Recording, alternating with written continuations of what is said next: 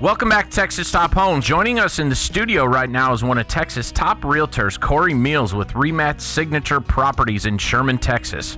Cory, thanks for being here today. Thanks for having me, Tracy. So in a multiple offer situation, how do you help your sellers decide which offer is the best one to accept?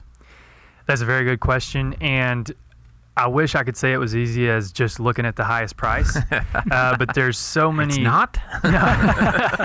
There's so many other factors that go into it, and this goes back to being a contract specialist and understanding, the aspects of the contract, and not just that, but even the financing that's involved. Sure. Obviously, cash offers are the best.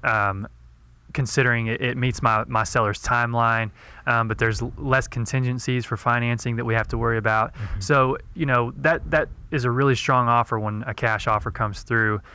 Now, I will say I've had sellers turn down some offers that are $20,000 higher, but the type of financing or maybe the concern of an appraisal has deterred them from accepting that offer. Mm-hmm. And then also it gets into the terms of the contract. What other things besides the sales price are they looking at? Right. And I mean, this can tie into the title policy, the home warranties, any other non-realty items, just a number of different things that can tie into that, especially close date, because it's gotta line up with my seller's timeline and make sense for them.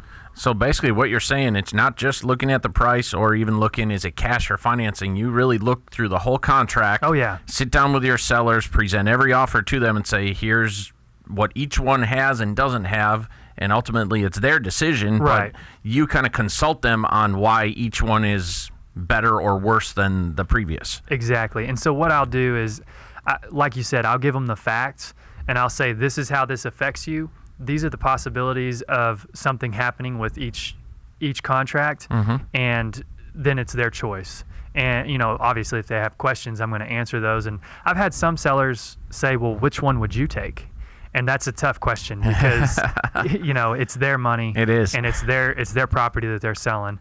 And sometimes it's an obvious answer. If it's a really high cash offer and all the terms match up for what my sellers are looking for, sometimes that's the obvious answer. Sure. But sometimes it's not so easy, and you really have to walk through each contract and talk to them about what it is. Figure out which is the best. Yeah. And just so our listeners are aware, here at Skyline, we actually offer up to $5,000 in closing cost assistance for people that we're doing their financing for. Mm-hmm. So we've had agents, when they're representing a buyer to make an offer and they're financing through us here at Skyline, they use that $5,000 to pay for the seller's closing costs. Mm-hmm. Because it's basically free money to the buyers to use how they want to.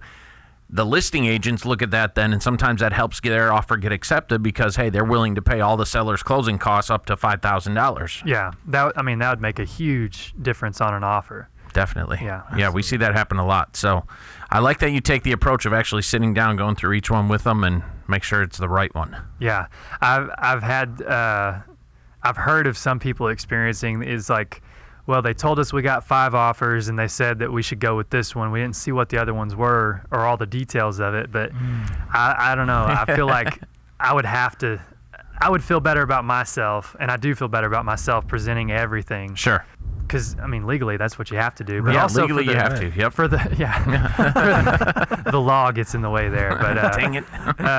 for the seller's sake of, like I said, it's their money, it's their property, it's their choice that they have to make. Cory, what's your website and phone number if somebody wants to get in touch with you? My website is corymeals.com, and my phone number is 903-821-9326.